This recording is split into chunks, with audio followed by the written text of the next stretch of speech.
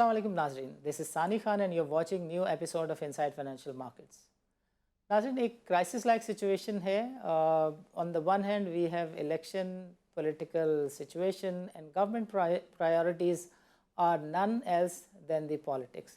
But when you look at the economy and economic challenges, you see issues all across.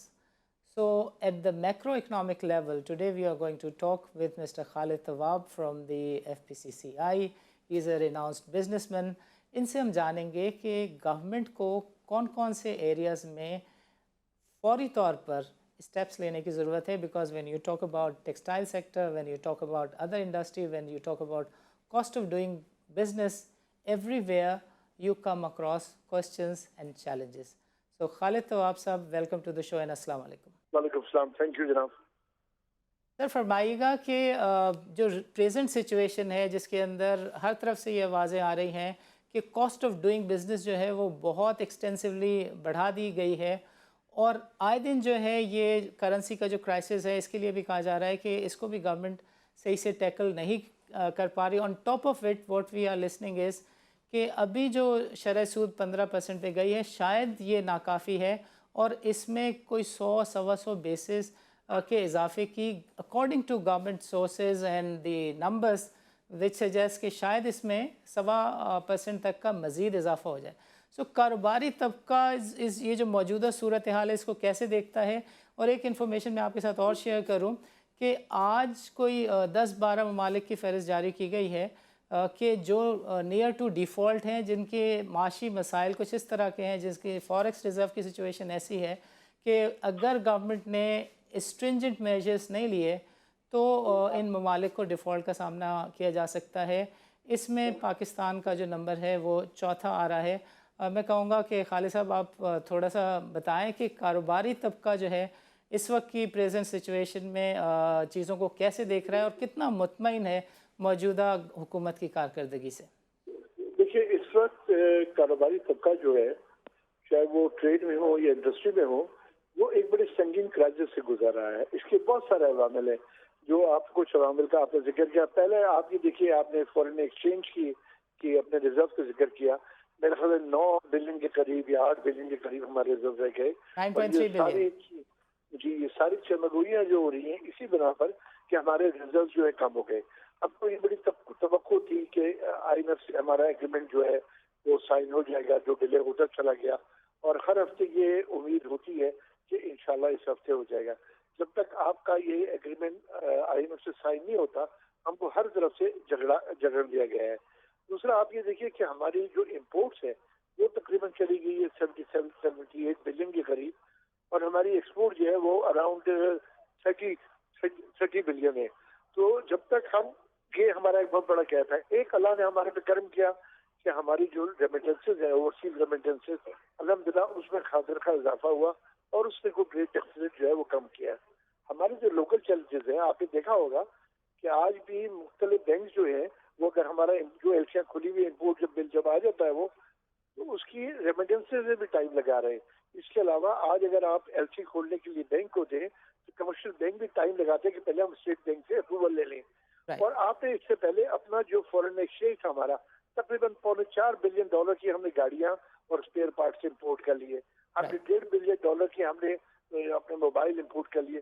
देखिए, हमें एक long term policy चाहिए। पाकिस्तान किस नहज में जा रहा है? अगर हम इस तरह चलते रहे तो सर्वाइव में बड़ा मुश्किल होगा। हम एडॉगिज्म पे आते हैं, कभी RTs लगा देते हैं, कभी कुछ आइटम्स को बैन कर देते हैं कि इम्पोर्ट नहीं हो सकते। इस तरह चीजें नहीं चलती हैं, न मुल्क में नई इंडस्ट्री लग सकती है। दूसरी बात यह है कि आपने मुश्किलात का जिक्र किया।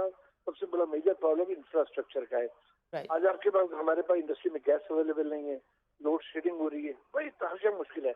पेट्रोल के प्राइसेस आपके सामने, कॉस्ट ऑफ डूइंग बिजनेस जो है वो मुश्किल से मुश्किल तरीन होता चला जा रहा है। मैं आपको ये भी प्रेडिक्शन करता हूँ कि हमारी एक्सपोर्ट भी इस साल गिर जाएगी। पूरी दुनिया में एक रिसेशन आया है, और इस रिसेशन की वजह से जो हमारी टेक्सटाइल एक्सपोर्ट है, जो मेजर हमारी है, वो बहुत अफेक्टेड है।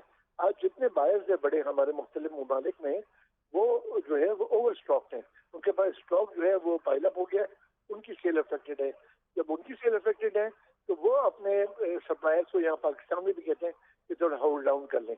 तो हमारी प्रोडक्शन जो है वो भी कम हो रही है, हमारा इंफ्रास्ट्रक्चर का भी प्रॉब्लम है। तो ये सारी चीजें जो है ये मल्टीप्लाई हो रही है।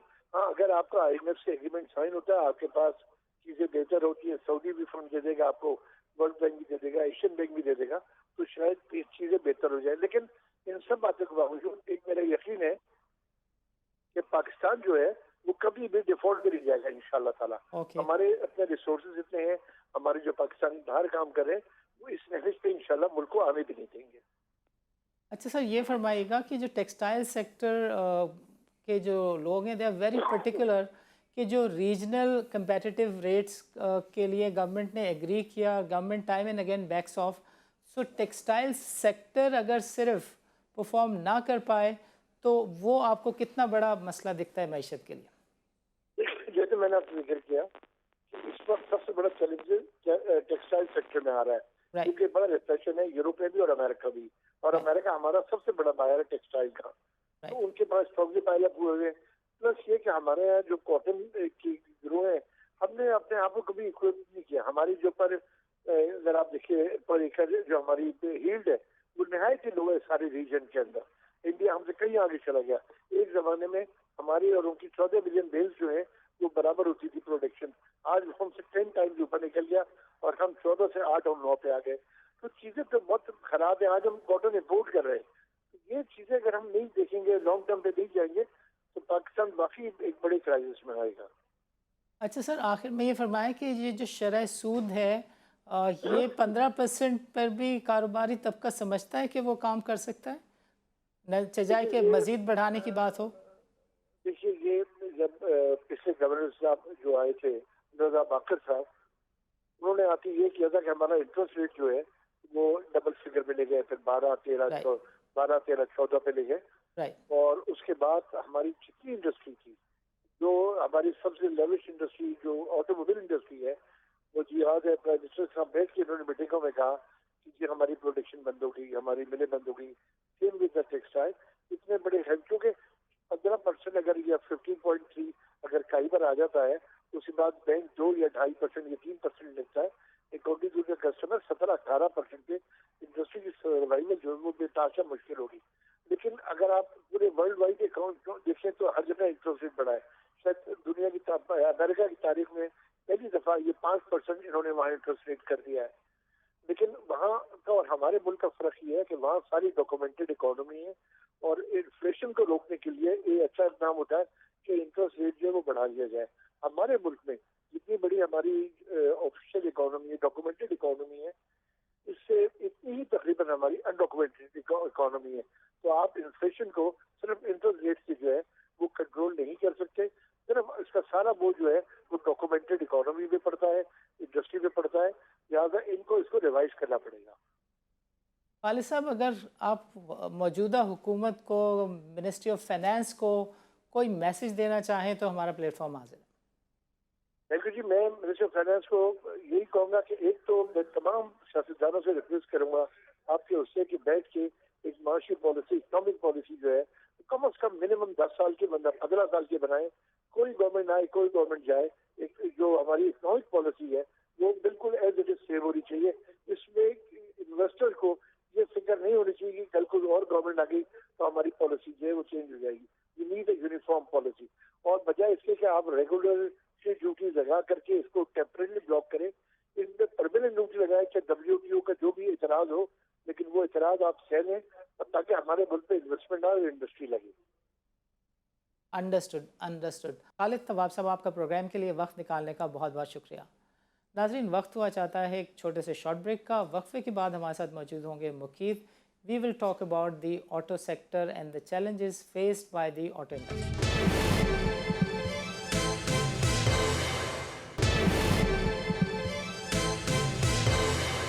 वेलकम बैक नाजरीन। नाजरीन, प्रोग्राम के पिछले सेगमेंट में हमारे साथ मौजूद थे खालिद तवाब साहब। He belongs to Federation of Pakistan Chamber of Commerce. He pointed out a number of issues where government needs to take a look into. Programme के इस सेगमेंट में हमारे साथ मौजूद होंगे Muqeed. He belongs to Ismail Iqbal Securities. और इस सेगमेंट में हम जानेंगे कि ऑटो सेक्टर को किस तरह के मसाइल का सामना है and given the present situation of the forex reserve, government की जो पॉलिसी है वो ऑटो सेक्टर को कितनी बुरी तरह मुतासर कर सकती है। Mukeet, welcome to the show and Assalamu alaikum. Walaikum assalam. Thank you for having me on the show. Great.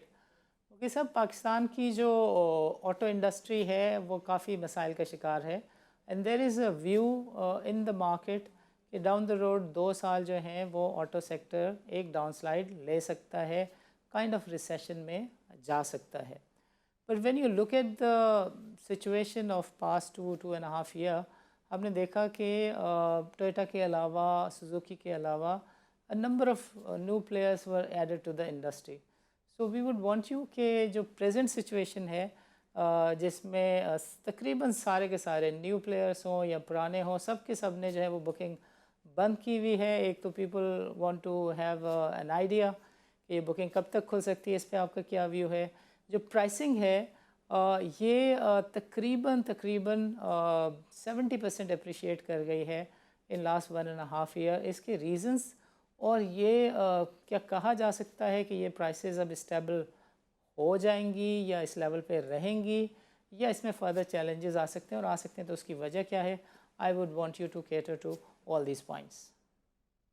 ठीक है, तो फर्स्ट ऑफ ऑल मैं ऑटो वॉल्यूम्स के आउटलुक पे बात करना चाहूँगा. गोइंग फॉरवर्ड अब यहाँ से ऑटो की डिमांड कैसी लगती है. अगर हम थोड़ा सा बैकग्राउंड देखें तो FY22 का जो साल है वो ऑटो सेक्टर के लिए काफ़ी अच्छा रहा.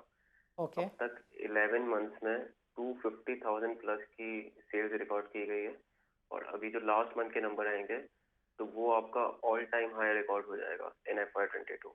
ओके. अच्छा, उसका मेन रीज़न ये है कि जब FY22 का बजट आया तो गवर्नमेंट ने जो स्मॉलर कार्स हैं जो 1000 सीसी एंड बिलो हैं उनको काफ़ी बेनिफिट दिए in the form of sales tax reduction and FAD reduction. Okay. But going forward जैसे ही इकोनॉमी आपकी हीट करना शुरू हो गई, मसले मसाइल आना शुरू हो गए, आपका इम्पोर्ट बिल बढ़ना स्टार्ट हो गया, तो गवर्नमेंट ने जो बेनिफिट दिए थे वो अनवाइंड कर दिए. सेल्स टैक्स की जो रिडक्शन थी और FAD की जो रिडक्शन थी वो थ्रू मिनी बजट उन्होंने अमेंड करके चेंज कर दी. बट तब तक जो ऑटो सेल्स की जो ग्रोथ है वो काफ़ी सिग्निफिकेंट रिकॉर्ड की गई थी. एक तो ये रीज़न है. दूसरा ये कि जब आपका साल स्टार्ट हुआ था तो आपके इंटरेस्ट रेट जो है वो लोअर एंड पे थे. 7% से आपका साल स्टार्ट हुआ था और अब 15% हो गए. तो during the year gradually increase हुए, बट वो जो 7% वाले इंटरेस्ट रेट पे लोगों ने अपनी कार फाइनेंसिंग करवाई थी तो उसका इम्पैक्ट पूरे साल में नजर आया हमें, और हमने एक रिकॉर्ड वॉल्यूम्स रिकॉर्ड किए इन FY22. गोइंग फॉरवर्ड के लिए आउटलुक जो है वो काफ़ी ब्लीक नज़र आता है इन FY23, और यहाँ से एक्सपेक्ट किया जा रहा है इंडस्ट्री एक्सपर्ट से भी और हमारे भी जो एनालिसिस है वो यही समझ आता है कि 25 से 30% का वॉल्यूमेट्रिक डिक्लाइन आएगा. ओके. उसके 3-4 की रीजंस हैं. सबसे पहला तो ये कि आपके सामने इकोनॉमी में स्लो डाउन आया हुआ है. ठीक है, इन्फ्लेशन बहुत ज़्यादा है, परचेजिंग पावर रिड्यूस हो रही है लोगों की. साथ साथ आपके इंटरेस्ट रेट्स जो हैं वो 15% पे टच कर गए. तो जो आपकी ऑटो फाइनेंसिंग थी जो आपका 30% ऑफ टोटल वॉल्यूम्स कैटर करती थी वो अब इतनी वायबल नहीं रही है. इसके अलावा गवर्नमेंट ने जो ऑटो फाइनेंसिंग की रिस्ट्रिक्शन है वो 2 दफ़ा ड्यूरिंग द ईयर चेंज किए. एक पहली दफ़ा तो जब सितंबर 2021 में ऑटो वॉल्यूम्स की ग्रोथ बहुत तेज़ी से आ रही थी तो उन्होंने जो ऑटो फाइनेंसिंग की रिस्ट्रिक्शंस हैं उसको मज़ीद बढ़ा दिया था, जिसमें जो फाइनेंसिंग का टेन्योर है उसको 7 ईयर से रिड्यूस करके 5 ईयर कर दिया था. इसके अलावा जो आपकी फाइनेंसिंग की अमाउंट है उसको मैक्सिमम कर दिया था 3 मिलियन पे. अब और जो लेटेस्ट इन्होंने रेगुलेशन निकाली है उसमें इन्होंने 5 ईयर से 3 ईयर कर दिया है फॉर कार्स अबव 1000 सीसी. तो ये सिचुएशन है. इसके अलावा जो आजकल इम्पोर्टेड प्रोडक्ट्स पे जो गवर्नमेंट एक्शन ले रही है उसमें ऑटो सेक्टर भी आ गया है, और जो ऑटोमोबाइल असेंबलर पाकिस्तान में गाड़ियां बनाते हैं तो उसके लिए ये लोग सीके टिकट बाहर से इंपोर्ट करते हैं. तो SDP ने एक डॉक्यूमेंट निकाला था जिसके अकॉर्डिंग जो भी ऑटोमोबाइल असेंबलर पाकिस्तान में गाड़ी इंपोर्ट करता है या जो गाड़ी के पार्ट्स इंपोर्ट करता है उसको पहले SBT की अप्रूवल लेनी पड़ेगी, उसके बाद वो इंपोर्ट कर सकता है. तो वो एक चैलेंज आ गया ऑटोमोबाइल के सामने. तो ओवरऑल अगर हम देखें तो गोइंग फॉरवर्ड चीज़ें कुछ खास नज़र नहीं आ रही. इन द नियर टर्म आपको फॉरन से इम्पैक्ट नज़र नहीं आएगा 3-4 मंथ्स में, क्योंकि कि आपका जो डिलीवरी टाइम है वो एवरेज इतना चल रहा है, बट लेटर ऑन अगर आप देखते हैं इन सेकेंड हाफ तो आपको ठीक ठाक डिक्लाइन नजर आएगा। और ये मुझे तो पर्सनली लगता है कि ये डिक्लाइन कंटिन्यू करेगा इन FY24 ऐसा है।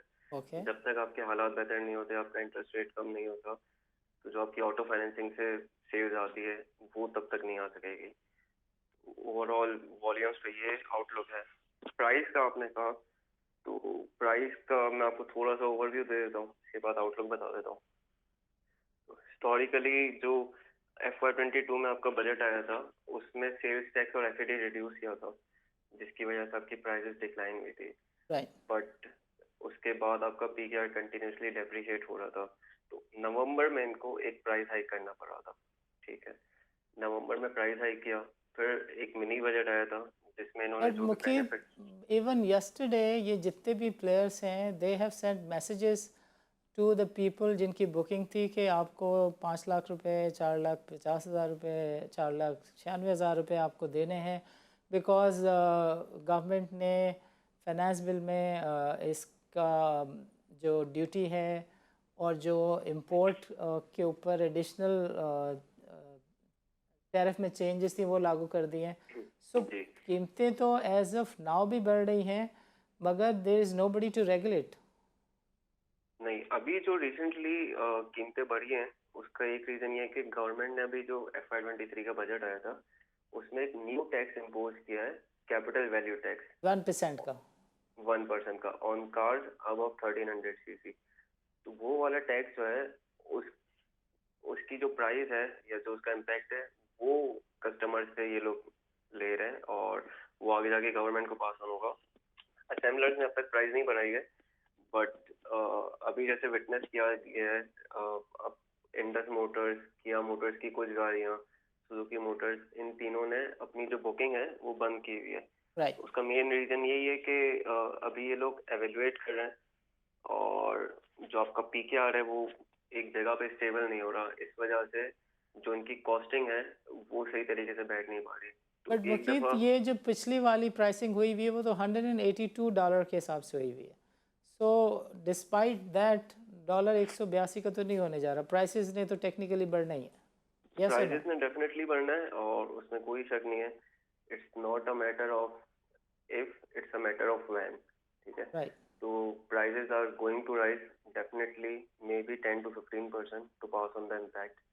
और अभी तक जो टोयोटा है खासकर, उन्होंने 1 से 1.5 महीने से बुकिंग बंद रखी हुई है। राइट। तो मेन रीजन यही है कि इवेलुएट करेंगे लोग चीज़ें कि डॉलर एक जगह आके स्टेबल हो जाए, उस हिसाब से अपनी प्राइस को इंक्रीज किया जाए और गोइंग फॉरवर्ड चीज़ें फिर स्मूथली चलाई जाए। So how do you look at things down the road 2 year? Down the road 2 years देखते हैं तो वॉल्यूम्स पे तो आपको मैंने आउटलुक बताया कि काफ़ी Right, ब्लीक नज़र आता है।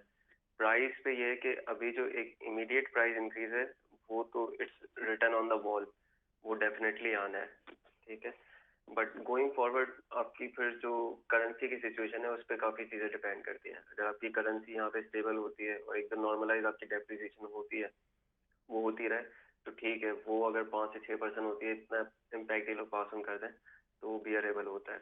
बट अगर करेंसी यहाँ से बहुत ज़्यादा निकल जाती है तो उनको मजीद प्राइस बढ़ानी पड़ेगी, क्योंकि ऑटोमोबाइल सेक्टर जो है वो काफ़ी लो वॉल्यूम्स पे काम, लो मार्जिन पे काम करता है। right. अगर ये लोग अपनी प्राइस पास ऑन नहीं करते तो वो ग्रॉस लेवल पे इनको नुकसान भी हो सकता है।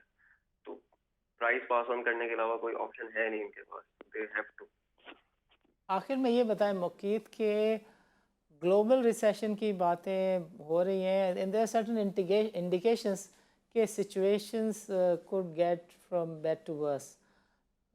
God forbid if there is a global recession, उसमें how do you look at the Pakistani auto sector? Global recession में पाकिस्तान का जो ऑटोमोबाइल सेक्टर है वो उसके साथ ही चलेगा। ग्लोबली भी रिसेशन आया हुआ है, लोगों की परचेसिंग पावर कम है, इन्फ्लेशन बहुत ज़्यादा है। US में काफ़ी ज़्यादा इन्फ्लेशन रिकॉर्ड की गई, वेस्टर्न कंट्रीज़ में भी 40-40, 50-50 साल हाई की इन्फ्लेशन रिकॉर्ड की गई। राइट, ग्लोबली लोगों की परचेसिंग पावर कम हुई है और पाकिस्तान में भी उसका इम्पैक्ट आया है डेफिनेटली। एक जो सिल्वर लाइनिंग मुझे नज़र आती है वो ये है कि रिसेशन के आने से आपकी जो कमोडिटी प्राइजेस हैं वो डिक्लाइन होंगे, और अब तक विटनेस भी किया गया है। जो या स्टील की कमोडिटीज हैं वो अपने पीक से 25-30% डिक्लाइन हुआ है, तो उसका इम्पैक्ट ऑटोमोबाइल प्लेयर को, उसका बेनिफिट थोड़ा सा मिल सकता है in terms of lower cost, but वो कोई इतना मेजर इम्पैक्ट नहीं होगा। But this is the only benefit they can get in recession. Otherwise जो पाकिस्तान का आउटलुक है वो in line with global recession ही है। okay, so how would you rate the decision to hold the auto sector stocks in your portfolio? I would suggest कि this is not a good time to invest, और यहाँ से अभी जो अगले 2 साल का आउटलुक है वो कोई इतना खास नजर नहीं आ रहा। वॉल्यूम्स You आपके don't want to decline choose the होंगे, word negative. या you can say that. Okay, great. Muqeet, आपका प्रोग्राम के लिए वक्त निकालने का बहुत बहुत शुक्रिया। नाजरीन, it's time for a short break. मिलते हैं एक वक्त के लिए।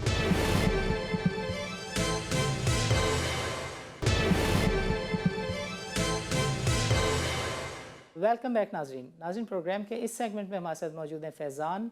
ही इज़ एन एनालिस्ट और हम इनसे बातचीत करेंगे कि ऑटो सेक्टर में कौन कौन से मेजर्स हैं जो गवर्नमेंट अगर ले तो ऑटो सेक्टर में बेहतरी आ सकती है। Faizan, welcome to the show and अस्सलाम वालेकुम। Thank you for inviting me on your show. Great. Fazan, बताइएगा, how do you look at the present situation of the auto sector? Barring one or two, all have suspended booking. In Kia, जो new player हैं उन्होंने भी, और पुराने player auto sector के जितने भी हैं, I Toyota, Suzuki, what is the reason, और ये सिचुएशन कब तक आपको इसी तरह रहती हुई दिख रही है? जी, again thank you for inviting me on your show Saani साहब।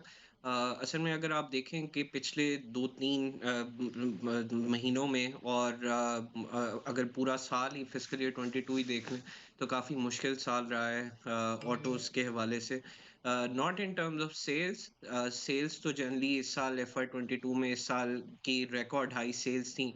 अगर हम अभी लास्ट महीने के नंबर्स नहीं आए, लेकिन अगर आप पूरे महीने अगर आप उनको प्रोरेट करके एक फोरकास्ट भी एक छोटी सी बना लें तो इस बार शायद Pakistan all time high sales अपनी पैसेंजर कार्स, एसयूवी और एलसीवीज की करेगा। 268,000 यूनिट्स तक तकरीबन एक्सपेक्टेड हैं कि इस साल में बिकेंगे, जो कि पिछले साल के हिसाब से तकरीबन 48% की ग्रोथ बनती है। अब इससे पिछले साल भी फिस्कल ईयर 21 में हमने काफ़ी अच्छी ग्रोथ देखी थी, बट उसमें एक बेस इफेक्ट बहुत बड़ा था क्योंकि फिस्कल ईयर 20 के अंदर कोविड के लॉकडाउन्स की वजह से कार सेल्स जो थी वो बहुत अच्छी नहीं रही थी। राइट। हैविंग सेड दिस, ये जो मोस्ट ऑफ दिस डिमांड जो अभी तक हम देख रहे थे ये मोस्टली डिमांड लेड थी, डिमांड लेड फैक्टर्स थे। कोविड की वजह से इंटरेस्ट रेट्स का स्टेट बैंक ने बहुत ज़्यादा कम कर दिए, 13.75% से गिरा के 7% तक ले आए। उसकी वजह से ऑटो फाइनेंसिंग बहुत ज़्यादा बढ़ना शुरू हो गई और जनरली लोगों के पास जो थे कंज्यूम करने के लिए पैसे बहुत ज़्यादा आ गए, जिसकी वजह से गाड़ियों की डिमांड जो थी वो बहुत ज़्यादा बढ़ना शुरू हो गई। राइट। अब अगर हम देखें अगले साल की आउटलुक, चीज़ें बड़ी ड्रास्टिकली पिछले 3 से 4 महीनों में चेंज हुई हैं। ये जो स्टार्ट हुआ बेसिकली ये कमोडिटी सुपर साइकिल की वजह से हुआ कि कमोडिटीज़ चूँकि बहुत एलिवेटेड लेवल पे चली गई, फिर यूक्रेन में वॉर स्टार्ट हो गई।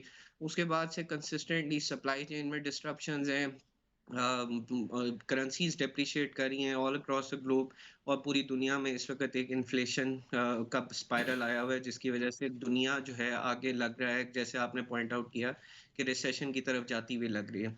पाकिस्तान में शायद हम रिसेशन तो ना देखें, लेकिन डेफिनेटली ग्रोथ में बहुत मैसिव स्लो डाउन आएगा। जैसे हमने 6% की पिछले साल ग्रोथ रिकॉर्ड की थी, वो इस साल शायद 3% से ज़्यादा नहीं हो पाएगी।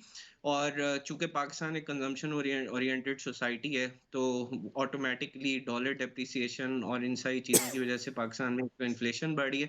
दूसरा, हमारा इंपोर्ट बिल जो है वो काफ़ी ज़्यादा आउट ऑफ कंट्रोल हो रहा है। तो पिछले कुछ अरसे में ऑटोज के कॉस्टिंग के साइड के जो प्रेशर्स थे वो बहुत ज़्यादा बढ़ते गए, और एट द सेम टाइम चूंकि गवर्नमेंट ऑफ पाकिस्तान की फिजिकल सिचुएशन कोई बहुत ज़्यादा अच्छी नहीं थी, physical and external situation both इतनी अच्छी नहीं थी, तो एक तो ये कि नए टैक्सेस पिछले कुछ अरसे में हमने देखे, जैसे रिसेंट बजट के अंदर कैपिटल वैल्यू टैक्स बढ़ाया गया और दूसरे 1%। कुछ मेजर्स दिए गए।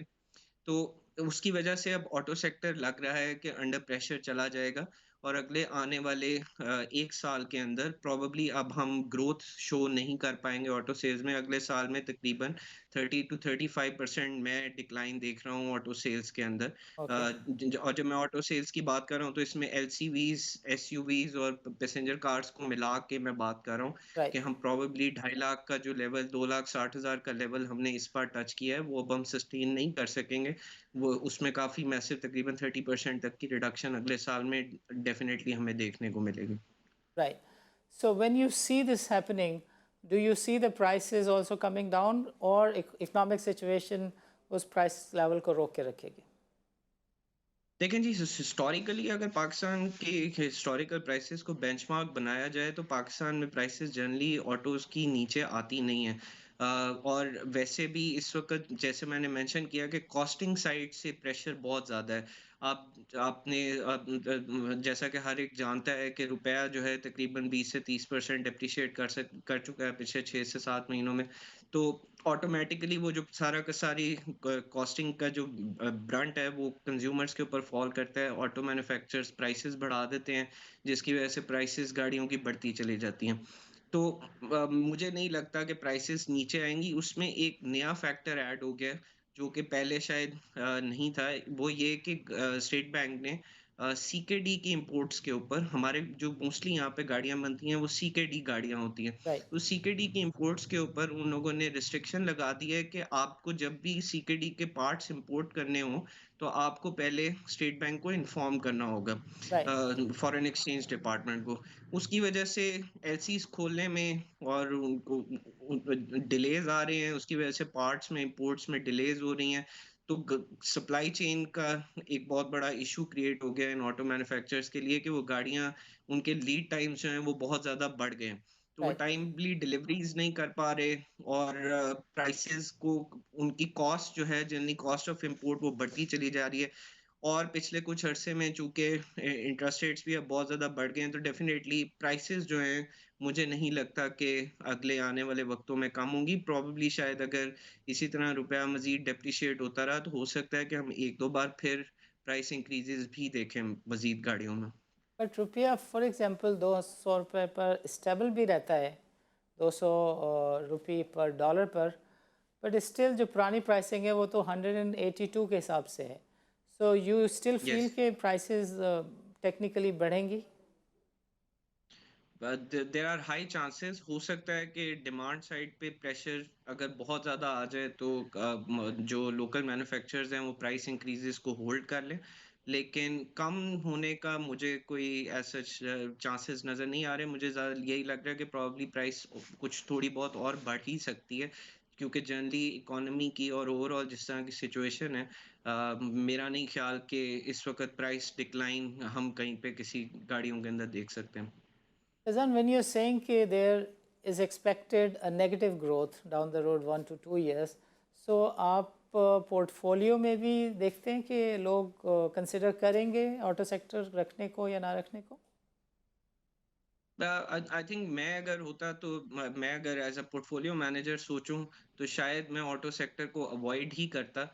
बट लेकिन चूंकि हमारी मार्केट की वैल्यूएशंस वैसे ही इतनी ज़्यादा लो हो गई हैं तो there is always a chance कि कोई पॉजिटिव न्यूज़ आए तो रिकवरी हो जाए। तो if you go by the old notion you always buy at the bottom, so this is like the bottom that we are seeing right now. So bottom fishing के point of view says this might not be a good idea to have some exposure in the auto sector, probably market weight for a start, just so that कि अगर market थोड़ी बहुत improve कर जाए तो you don't miss out on any performance. But overall auto sector का wait भी कोई बहुत ज़्यादा हमारे KSE 100 इंडेक्स में नहीं है। आई थिंक अराउंड 1 से 1.5% होगा if I am not mistaken. तो इस वेट में अगर थोड़ा बहुत आपके पोर्टफोलियो में अगर ऑटोज पड़े भी हुए हैं तो that's not a bad idea.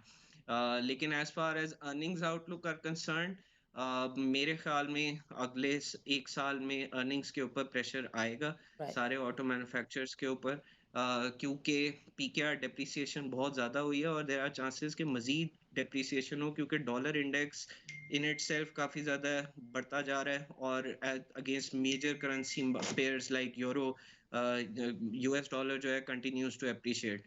तो क्योंकि वहाँ पे फेड की रिसेंट टाइटनिंग की वजह से there is a flow of capital towards the United States, तो जाहिर है कि डॉलर की वैल्यू जो है वो वहाँ पे इम्प्रूव होना शुरू हो गई है। तो हो सकता है कि पाकिस्तान में मजीद डेप्रिसिएशन अभी हो रुपए की, राइट, और जिसकी वजह से इन मैन्युफैक्चरर्स के ऊपर कॉस्ट का प्रेशर बढ़ता चला जाएगा, और इनकी जो ability to pass on prices है वो कम से कम होती जाएगी।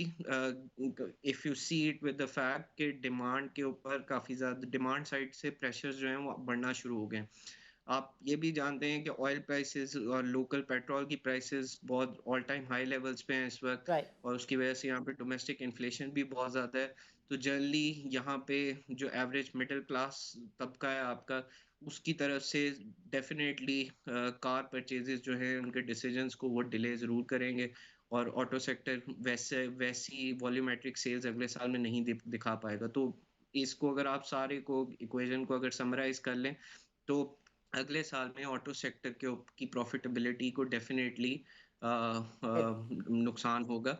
मार्केट के पॉइंट ऑफ व्यू से मेरे ख्याल में, मैं अगर मार्केट की पिछले कुछ अरसे की परफॉर्मेंस देखूं और ऑटो सेक्टर की परफॉर्मेंस देखूं, मुझे लगता है कि ये जो सारी नेगेटिविटीज हैं, ये सारी चीजें ऑलरेडी इस मार्केट में प्राइस इन हो चुकी हुई हैं। राइट, तो right. Again it might not be a good idea to have some exposure in your portfolio.